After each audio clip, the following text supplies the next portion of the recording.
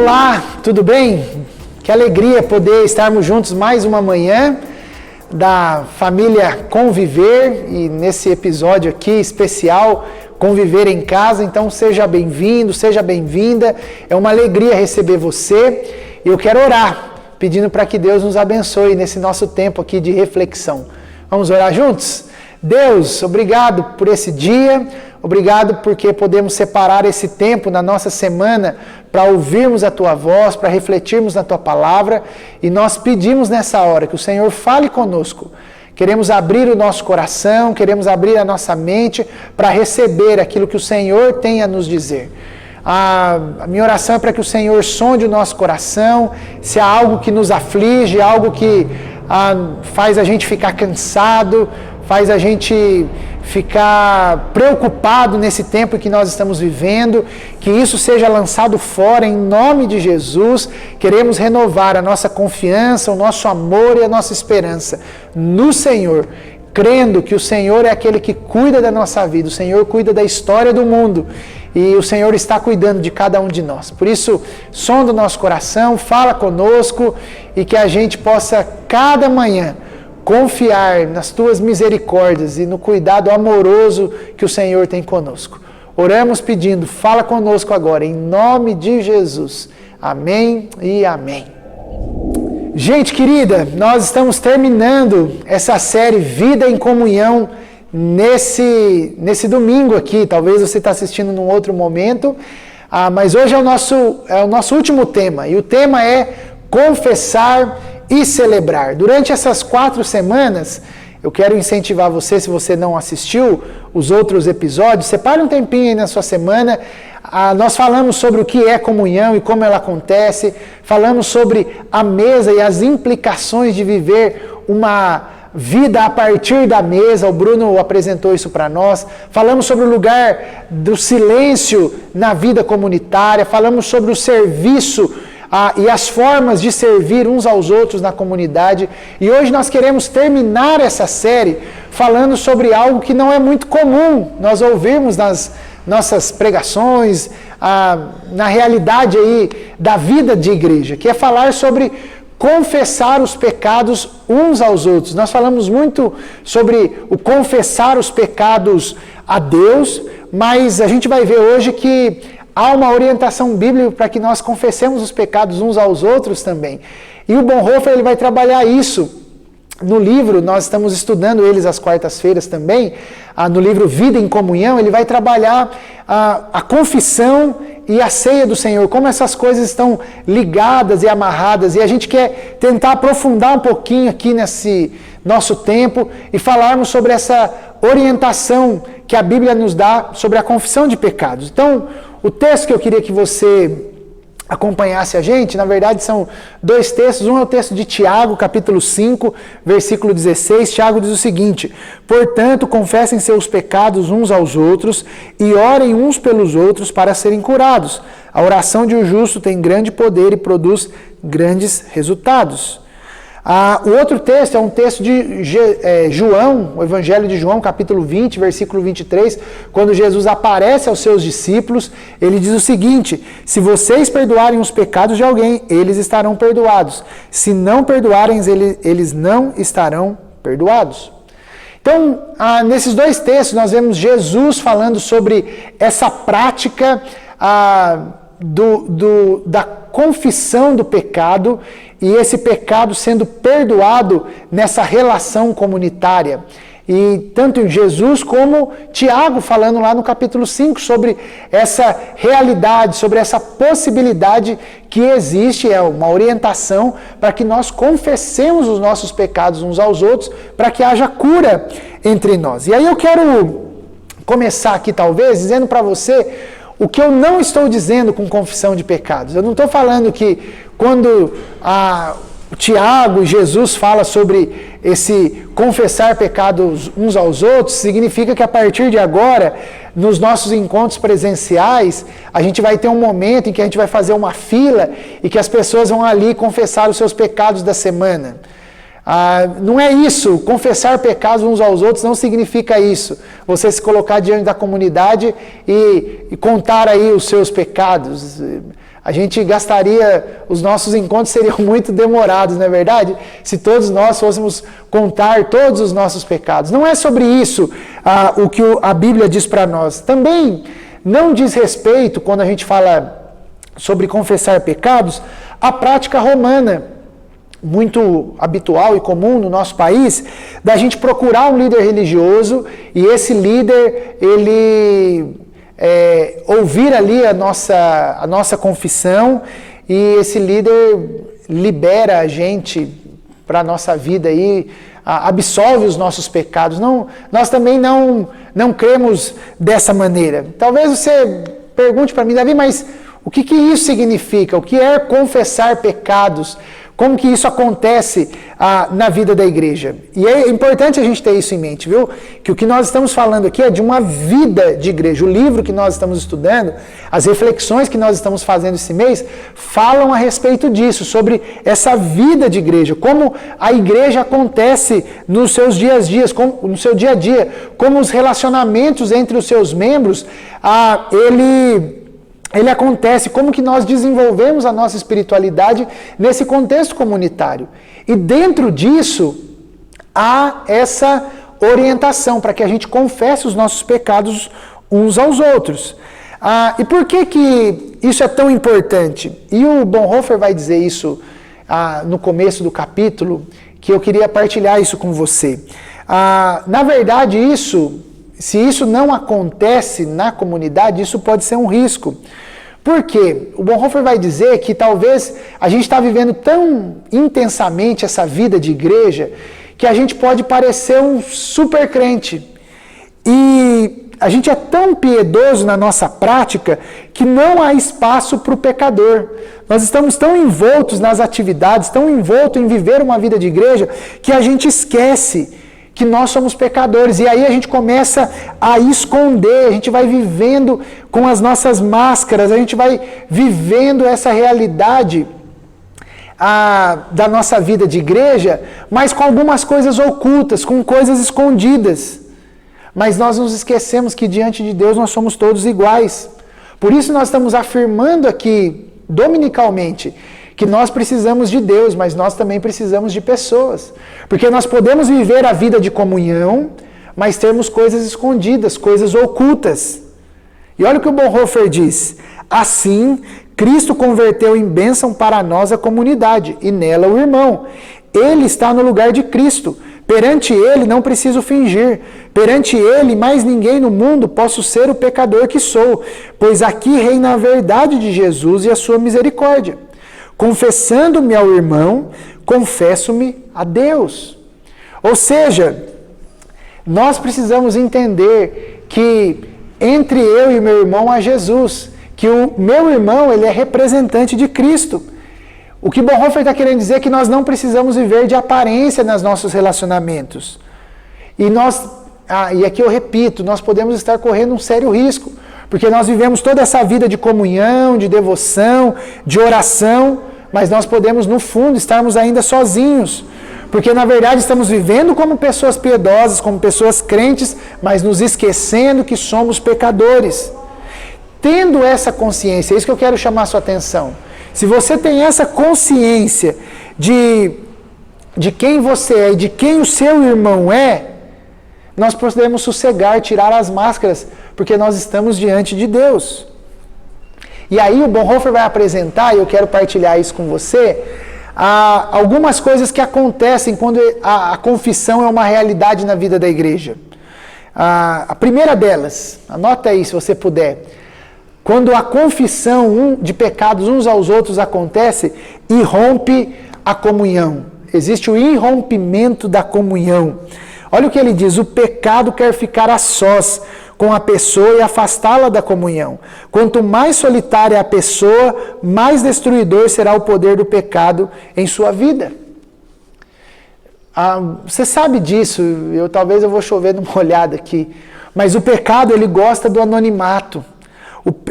O pecado não gosta de luz, de claridade, ele gosta de ficar escondido, ele gosta de ficar ocultado.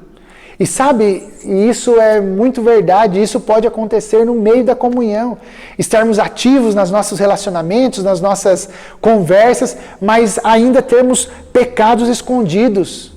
Mas o convite aqui, para que a gente confesse os nossos pecados, é para que haja luz sobre ele, para que nós possamos trazer ele sobre a mesa.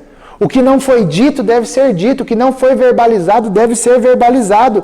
Devemos trazer as verdades para as nossas relações. E aqui eu quero me juntar, antes que alguém pergunte, Davi, mas como que isso aconteça? Quero me juntar ao Bonhoeffer quando ele diz que a confissão ela deve existir entre duas pessoas apenas. Não é preciso a confissão diante de toda a comunidade. No momento, e como nós lemos ali na introdução, no momento da confissão, aquele irmão, aquela irmã, se torna toda a comunidade para aquele que confessa. Por isso nós podemos afirmar que da confissão nasce e rompe a verdadeira comunhão.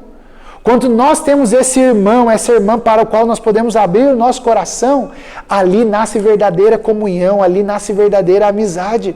Nós saímos da superficialidade e vamos para o profundo do coração. Nesse momento da confissão, nasce de fato, e nós experimentamos o que é de fato a verdadeira comunhão. Mas o Bonhoeffer vai dizer em segundo lugar aí, que quando nós confessamos o pecado uns aos outros, acontece o irrompimento para a cruz. O Bonhoeffer vai dizer o seguinte: a raiz de todo pecado é a soberba. A raiz de todo pecado é a soberba.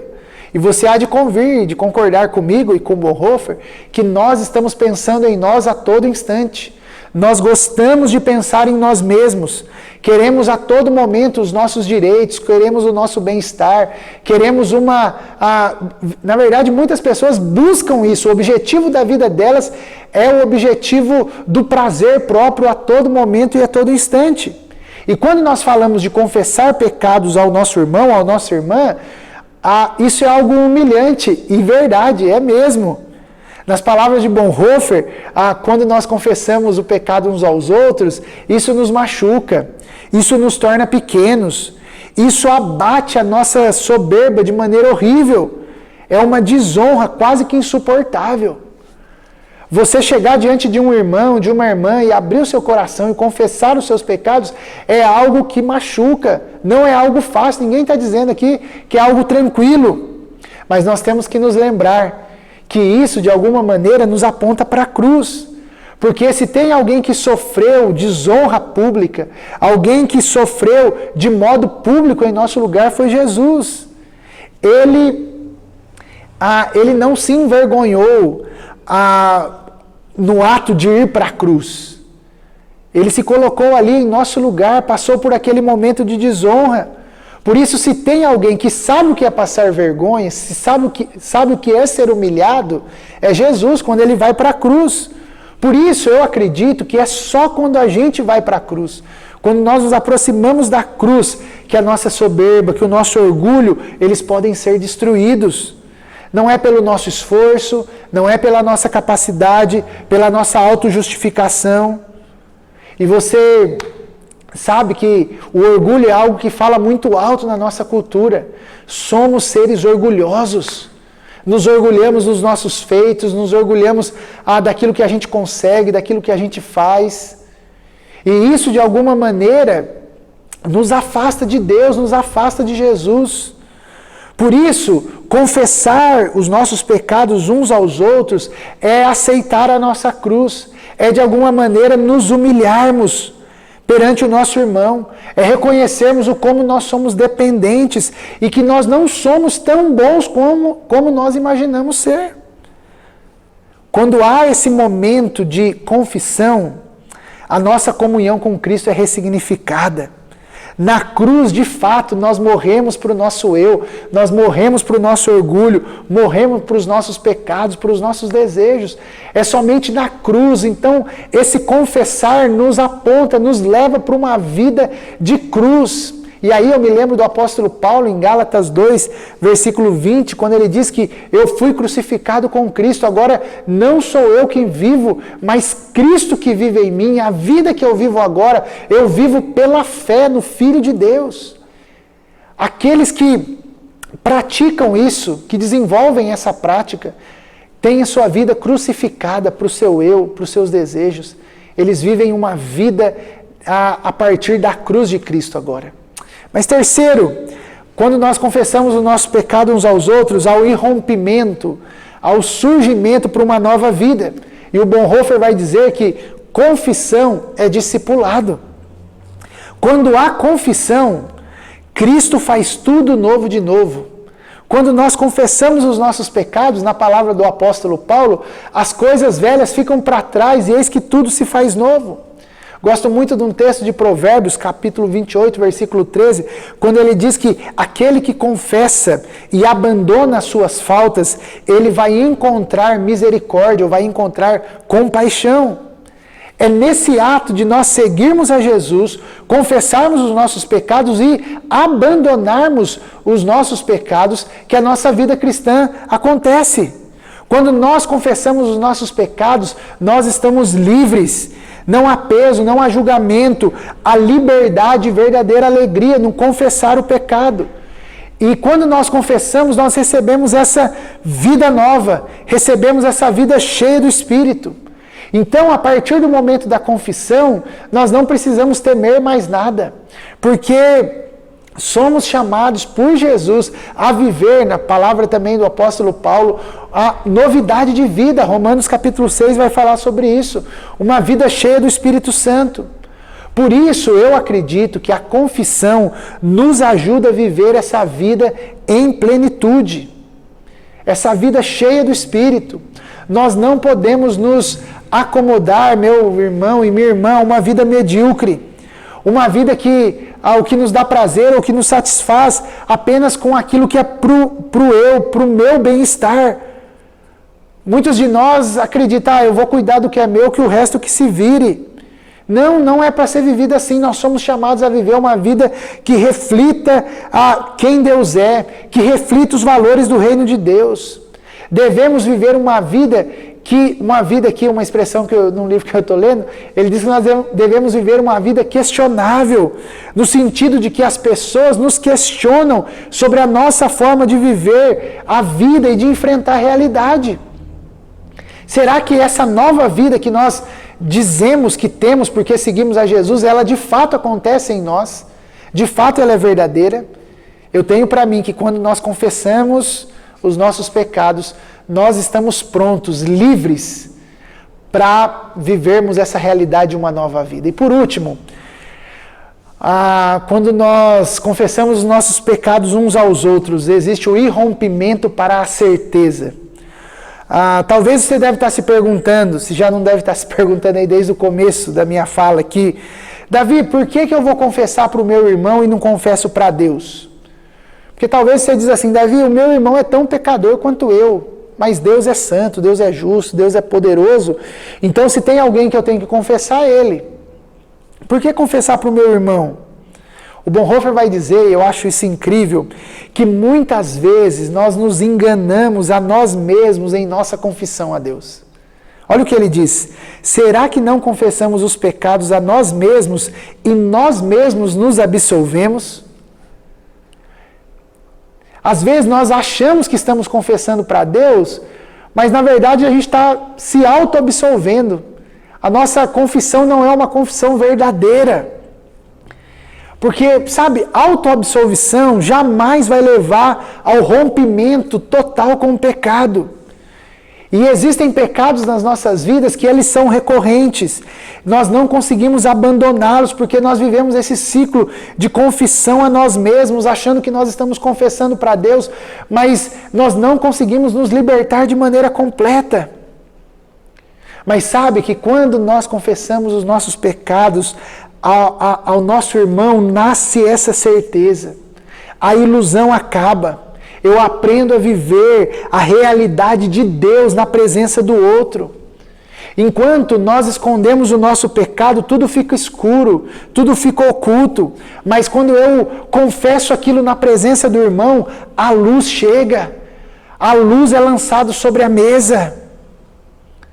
Por isso eu posso afirmar o que Bonhoeffer afirma. Poder confessar os pecados ao irmão é graça. ter o irmão do lado faz com que eu experimente essa certeza, essa realidade de Deus na minha caminhada. Eu não estou dizendo aqui que nós não devemos confessar os nossos pecados a Deus. Sim, Ele é fiel e justo para perdoar os nossos pecados.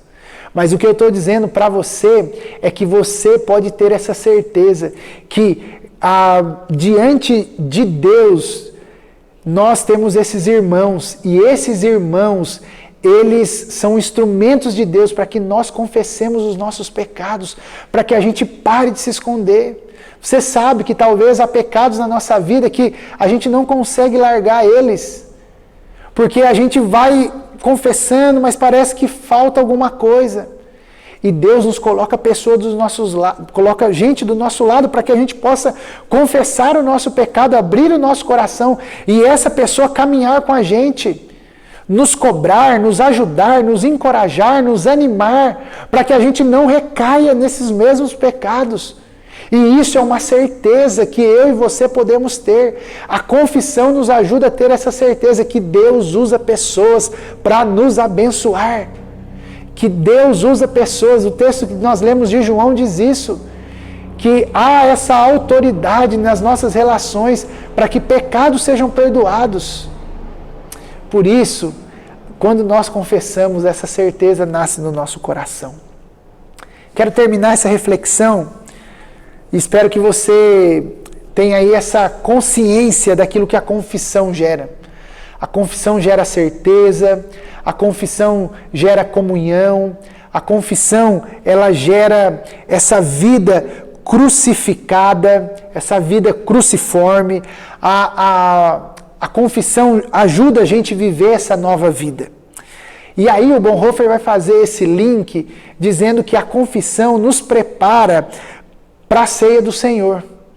Reconciliados com Deus e com as pessoas da nossa comunidade, nós podemos nos aproximar da mesa do Senhor. E ele vai dizer que a comunhão da Santa Ceia é, por excelência, o cumprimento da comunhão cristã. A gente precisa lembrar disso, que eu digo isso todos os nossos momentos aí da nossa celebração da ceia, não é verdade? Que diante da mesa do Senhor, todos nós somos alvos da misericórdia e da graça de Jesus. Somos todos pecadores. Os nossos pecados mostram a necessidade que nós temos de um Salvador. Por isso, diante da mesa do Senhor, diante da celebração da ceia do Senhor, nós celebramos a morte e a ressurreição. Celebramos a nossa reconciliação com Deus e com os nossos irmãos. Recebemos corpo e sangue de Cristo. Somos uma família. Estamos unidos pela mesa que Cristo preparou para nós. Aqui acaba toda divisão, aqui acaba toda separação, aqui acaba toda ideologização. Porque o sangue de Jesus é muito mais forte do que qualquer outra coisa. Por isso, eu quero incentivar você a que, se isso não é uma prática na sua vida, que isso possa se tornar uma realidade. De confessarmos os nossos pecados uns aos outros e celebrarmos a vida que Deus tem para nós. Por isso, para refletir e praticar, eu quero pensar em 3 realidades bem práticas para você aqui. Primeiro, tenha amigos espirituais que você possa confessar os seus pecados. Como eu disse aqui, a confissão de pecados não precisa se tornar algo público, comunitário, mas você precisa de gente madura e cristã. Procure pessoas do seu círculo, pessoas da nossa comunidade, pessoas que sejam maduras na fé, cristãs, de fato, pessoas que seguem a Jesus, que você possa confessar os seus pecados. Eu acredito que nós temos essas pessoas entre nós, porque há um certo sigilo nisso, é verdade. Não estou dizendo que isso você não vai confessar o seu pecado para um fofoqueiro, para que depois todo mundo... Não, mas para pessoas maduras, pessoas que amam a Deus, que buscam a Deus, que vão guardar esse segredo e que vão apresentar isso diante de Deus com você. Por isso, procure, tenha amigos espirituais, pessoas que as amizades delas sejam profundas e transformadoras na sua vida. Não é para qualquer um isso que nós estamos conversando. São para pessoas comprometidas, pessoas maduras. Segundo, confesse os seus pecados concretos. Lembre-se, nós somos perversos, nós somos perdidos. O que eu quero dizer aqui é que nessa confissão, para pessoas maduras, cristãs, sérias, nós precisamos dar nome aos bois. Você concorda comigo que muitas das nossas orações são as orações que eu fazia quando era criança? Deus me abençoa, perdoa os meus pecados em nome de Jesus, amém. Comece a dar nome para os seus pecados. A mentira, o adultério, sei lá, aquilo que tem incomodado você. Dê nome, pontue, seja claro, saia da superfície, aprofunde. E acredite que vai haver libertação quando há confissão verdadeira. Por isso, confesse os seus pecados concretos. E uma vez que você encontrou amigos espirituais, que você confessou os seus pecados de fato e de verdade, celebre a nova vida, celebre o que Cristo fez. Ou seja, viva uma vida de alguém que foi perdoado. Não há peso do pecado sobre nós. Nós somos livres quando nós confessamos os nossos pecados.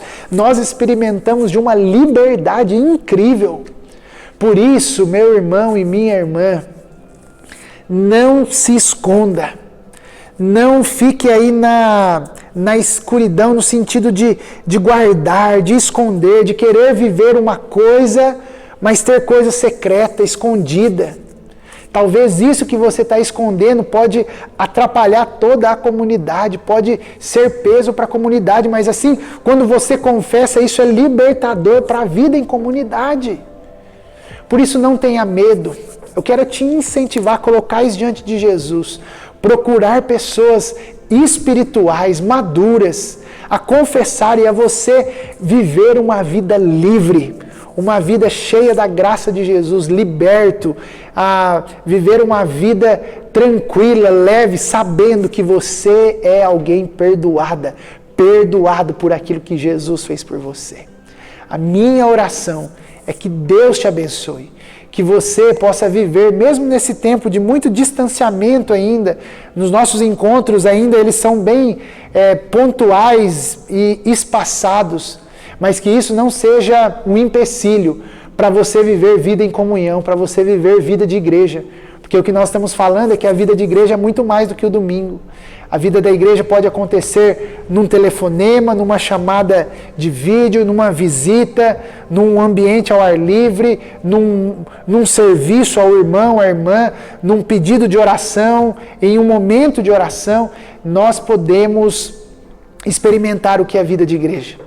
Por isso que nesse tempo que nós estamos vivendo, que você não se afaste, mas que você se aproxime para ter vida plena, vida com significado, vida perto de Jesus, vida que transforma a sua e que transforma quem vive perto de você. Que Deus te abençoe, que Deus te ajude a ter e a viver uma vida em comunhão, em nome de Jesus.